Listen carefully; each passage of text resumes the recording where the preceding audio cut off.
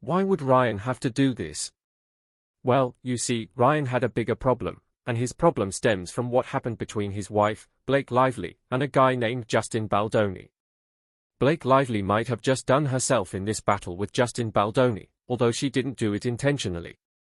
It was something she said long before she ever worked with Justin Baldoni, but there's something she said that has now resurfaced, and it is right on the nose as far as what the issues are in her battle with Justin Baldoni. All right, you better sit tight for this one because things just got a whole lot messier with Blake Lively and Justin Baldoni. And guess what? Ryan Reynolds just got officially kicked out of Wrexham ownership right after Blake got caught lying. This whole lawsuit drama is turning into a full-blown disaster, and it looks like the once picture-perfect Reynolds family is falling apart right before our eyes. It's not every day that a husband gets to interview his wife's love interest in a film. It's kind of crazy. Remember seeing this on the schedule? So, I saw you posing in a photo with Mrs. Reynolds, and I'm sorry, when Ryan Reynolds and Rob McElhenney first took over Wrexham, people were both surprised and excited. Two Hollywood stars investing in a historic Welsh football club, it felt like something out of a movie.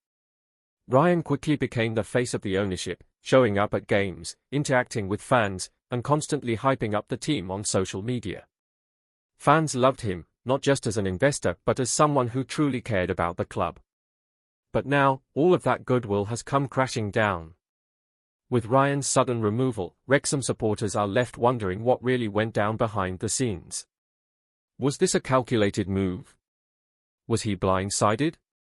And most importantly, what did Blake do that was bad enough to get him kicked out? For those who have no idea how this whole mess started, let's break it down. It all began with shocking allegations. Blake Lively claimed she was sexually assaulted on the set of It Ends With Us, and the person accused, none other than Justin Baldoni, the film's leading man and director.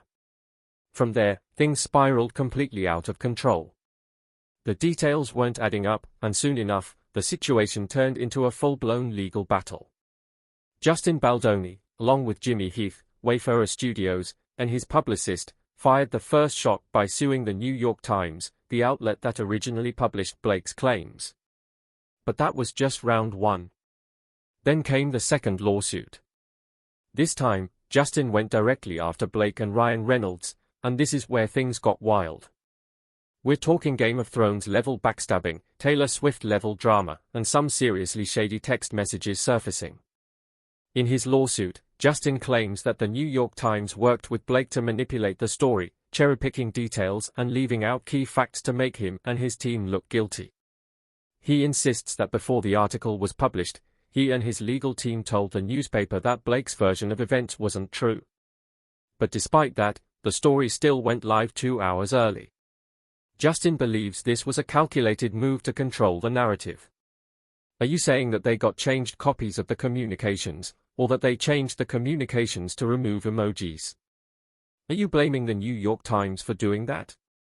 I'm blaming the New York Times for participating with Blake Lively's publicists and engaging in this campaign with them. And as for Blake, well, instead of jumping straight into the lawsuit, she took a different route. She filed a right to sue later with the California Civil Rights Department. This move allowed her to skip the discovery process and keep things hush-hush. But now that everything is out in the open, Justin's team is calling her out, saying she never planned to actually sue, she just wanted to make herself look more believable. One of Blake's biggest accusations was that Justin and his team used their media connections to launch a smear campaign against her. She even brought out text messages that seemed to prove it, but Justin's team wasn't having it. They fired back, claiming Blake edited those messages to make it look like there was a full-blown effort to destroy her reputation. To prove their point, Justin's side dropped their own receipts. These leaked internal messages showed that Justin's team was actually worried about Blake's PR team pushing fake positive press in her favor. In one of the messages, Justin himself asks, "How can we prove we aren't doing this? It looks bad." A colleague reassures him that Blake's team is behind the media spin, while another PR rep brushes it off, saying people are just reacting to Blake's own actions. And it doesn't stop there. Justin's lawsuit even claims that Blake manipulated messages to fit her side of the story. In one example, she shared a text exchange where someone sent an article titled "Could Blake Lively be cancelled?" And a team member replied, "Wow, you outdid yourself with this. Sounds shady, right?" Well, Justin's team says Blake conveniently removed emojis and sarcasm from the message, turning what was meant as a joke into something that looked serious. Now, if you're wondering where Ryan Reynolds fits into all this chaos, oh, trust me, he's right in the middle of it. As this whole drama unfolds, it turns out that Blake wasn't just acting in It Ends With Us, she was trying to take creative control. She allegedly pushed Justin to let her edit and rewrite scenes, a privilege that no other actress had on set. But because Justin was so accommodating, he let her do it, and well, that decision came back to bite him. But here's the real kicker, Ryan wasn't just a supportive husband cheering from the sidelines, he was in on it too. Reports suggest that he actually helped rewrite parts of the script. One cast member even confirmed that Ryan made major changes to multiple scenes, something that almost no other actor would be allowed to do. But since Blake was involved, the usual Hollywood rules didn't apply. Hold on, you guys have to see this. No, Ryan's here tonight. What is it like for the both of you to be promoting major motion pictures at the same time? Oh my gosh, it's just so thrilling in our house right now. We help each other. We work together so much. The iconic rooftop scene in this movie, my husband actually wrote it. Nobody knows that but you now. He works on everything I do, and I work on everything he does. His wins, his celebrations, they are mine, and mine are his. I mean, he's all over this film. According to the staff, Blake and Ryan constantly tweaked lines, reworked scenes, and disrupted the production, making things tense on set. Blake played Justin perfectly, showering him with compliments, calling him one of the best directors she's ever worked with. She claimed other directors had never let her contribute creatively, and Justin, wanting to be fair, gave her the freedom she wanted. But that decision? It backfired massively. When she rewrote a crucial rooftop scene, the scene that changed everything, Justin and his legal team claimed that Blake made sure everyone knew that Ryan Reynolds and Taylor Swift loved her version of the scene.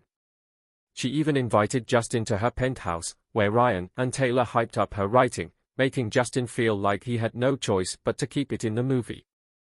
Later, Justin even texted her, praising her talent and saying he'd try to incorporate her ideas into the final cut. And this is where the Game of Thrones comparisons started. Blake actually referred to herself as Khaleesi, saying she had dragons, aka Taylor and Ryan, who would always back her up. And she wasn't just name-dropping, she was making it very clear that she held real power in both the movie and industries. She knew exactly how to use her influence to get what she wanted. But Blake didn't stop at one scene, she wanted control over the entire script. Justin, trying to keep the peace, let her make changes daily, hoping to avoid conflict, but the more he allowed it, the worse it got. Blake began questioning every single directing decision, causing even more chaos behind the scenes. And here's where things get really ironic. Around the exact time Blake claimed that Justin harassed her, she was still inviting him over and texting him non-stop. If she was so uncomfortable, why was she constantly reaching out to him? And not just that, her messages were full of praise. Justin dropped the real footage, and guess what? The leaked clips completely contradict her claims. The raw footage showed that the entire moment was taken out of context. The so-called whispering and touching didn't happen the way she said it did. "Feel so nosy, noses, and my nose is so big," she said. "Yes, I was hoping that we could address this. It's not too late, we just gotta shut down, we gotta call an insurance month, and just deal with that before. The leaked video clip blew up. Blake didn't realize that audio was being recorded during the scene she claimed was harassment. But when the footage surfaced, it told a completely different story. Turns out both Justin and Blake were in character the entire time. In fact, Blake herself suggested they talk during the scene to make it look more romantic in slow motion. It was all about nailing the perfect shot. Nothing inappropriate happened. But here's where things took a turn. Blake still went ahead and accused Justin of harassment and body shaming. And to make matters worse, she reportedly manipulated Ryan into believing Justin was the bad guy, even though Ryan and Justin had never worked together before. Now, let's talk about Taylor Swift, because her name just got dragged into this mess, and fans are not happy. There's even speculation that Taylor might be separating herself from Blake, realizing that Blake used her as a pawn in her own industry drama. And then, the kicker, Taylor did not invite Blake to the Super Bowl this year, an invite she's regularly extended to her friends in the past. Ouch. But here's where it gets interesting. Sources say that even if Taylor had invited Blake, she wouldn't have gone anyway. She wasn't about to show up and have her legal drama overshadow Taylor and Travis Kelce's big moment. Last year, Blake was right there in the VIP suite, cheering on the Chiefs with Taylor's inner circle, but now things have changed drastically. Taylor, who's now tangled in Blake's legal battle with Justin Baldoni, is keeping a low profile. And let's not forget Baldoni's $400 million lawsuit, which alleges that Blake used Taylor's name to sabotage his film. That's next level messy. Sources told the Daily Mail that Taylor isn't trying to shade Blake by not inviting her, she just doesn't want drama. But behind the scenes, Taylor reportedly resents Blake for calling her one of her dragons. Yeah, that did not sit well with her. And here's where things get even wilder. Taylor allegedly had no idea Justin Baldoni was even going to be there when she visited Blake's apartment. The timing? A little too convenient. A source claims Blake orchestrated it so Taylor would arrive just as Baldoni was leaving. But it gets worse. Taylor also learned that Blake has been name-dropping her in ways that aren't even true. For example, Blake reportedly told a young actress that Taylor personally cast her, which, according to insiders, never happened. This all comes months after Blake got dragged online when old clips resurfaced showing that people found her hard to relate to. And get this, insiders say that Taylor actually tried to help her years ago, advising her to tone things down. The problem? Blake has never been the type to hold back, and now that seems to be backfiring big time. Oh, but if you think this whole drama is bad for Blake, wait until you hear what's happening with Ryan Reynolds. Ryan, who has mostly stayed out of Blake's legal mess, is now facing his own set of problems, and it's all happening on the football field. As many fans know, Ryan, alongside Rob McElhenney, took over Wrexham AFC when the club was struggling in the National League, the fifth tier of English football. But thanks to their leadership and a ton of media attention, the club pulled off an incredible comeback, securing back-to-back promotions and climbing into League One. Now Wrexham is right in the middle of a battle for another promotion with hopes of reaching the Championship. Their competition? Teams like Stockport County, Birmingham City, Wycombe Wanderers, and Huddersfield Town. But here's where things get complicated. According to the Mirror, Ryan is rumoured to be part of a consortium looking to take over MLS side Vancouver Whitecaps, his hometown club. This isn't just a side project either. Ryan and Rob are already involved in another club, the Mexican team Necaxa. So what does this mean for Wrexham? Fans are not happy about the possibility of Ryan splitting his focus between multiple clubs. Some believe that Wrexham's success has been heavily dependent on Ryan and Rob's full investment, both financially and emotionally. If Ryan shifts his attention to Vancouver, Wrexham fans fear that the club could lose momentum, especially now that they are fighting for another promotion. To make matters worse, some Whitecaps fans aren't thrilled either. Many are skeptical about whether Ryan's involvement would actually improve the club or if this is just another Hollywood-style PR move. While his investment in Wrexham has been widely praised, not everyone believes he can replicate that success in the MLS. But why would Ryan even consider taking over the Vancouver Whitecaps? Well, for one, it's his hometown club. Being involved in Vancouver would be a full-circle moment for him, especially given his growing passion for football. Secondly, MLS offers way more commercial opportunities than a lower-league English club. With the rise of American soccer and the upcoming 2026 FIFA World Cup being hosted in North America, investing in an MLS team could be a huge business move. Oh, but this story only gets more interesting. Ryan Reynolds' connection to Vancouver Whitecaps isn't exactly new.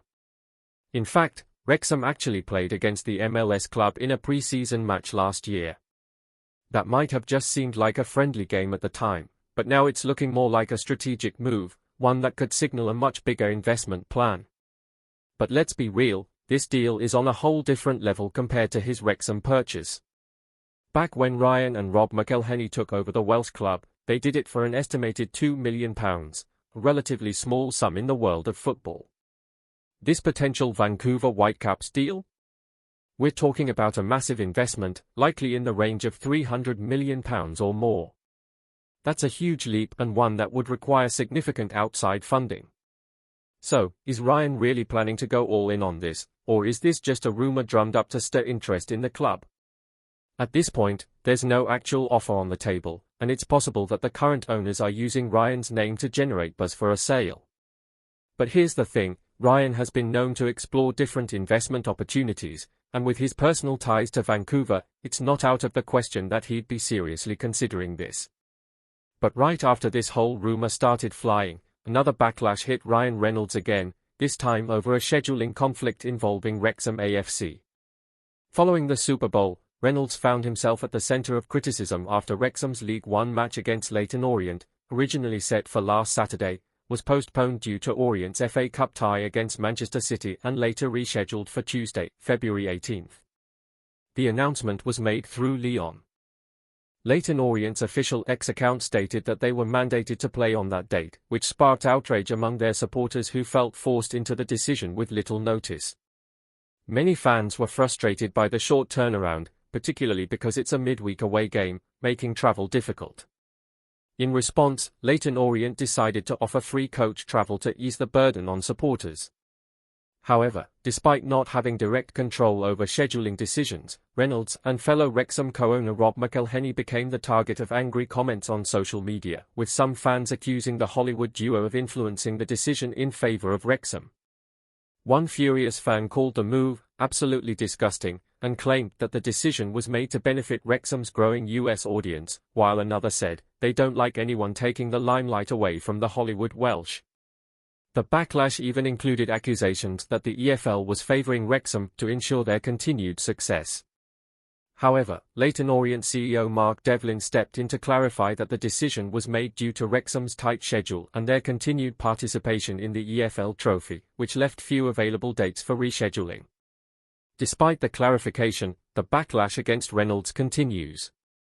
As for Blake, in her lawsuit, things are only getting messier, and it seems more and more likely that Ryan Reynolds, along with Taylor Swift, could be called as witnesses if this case makes it to court. Moved by Justin, who some say Blake never saw coming, many speculate that she thought he would either stay silent or support her, but instead, he's actively fighting against her, and that changes everything. His involvement is a major twist, especially considering what's at stake. There's no way he's letting that $400 million slip away without a battle. And let's not forget, this isn't just about Blake anymore. With Ryan and Taylor potentially being dragged into the courtroom, this is turning into one of Hollywood's biggest legal and social media dramas in years. If either of them testifies, it could shift public opinion even further, either confirming or disproving the rumors about Blake's alleged behavior behind the scenes. The situation is unfolding like a real-life Hollywood blockbuster, betrayals, legal battles, and high-profile names being thrown into the mix. Fans are divided, insiders are whispering, and the media is feasting on every new development. Will Blake be able to salvage her reputation? Will Justin push forward with full force? And most importantly, how will Ryan and Taylor navigate this storm if they get pulled into the courtroom? Drop your thoughts in the comments below, and while we wait for more updates, make sure to hit that like button, subscribe, and check out our other videos too.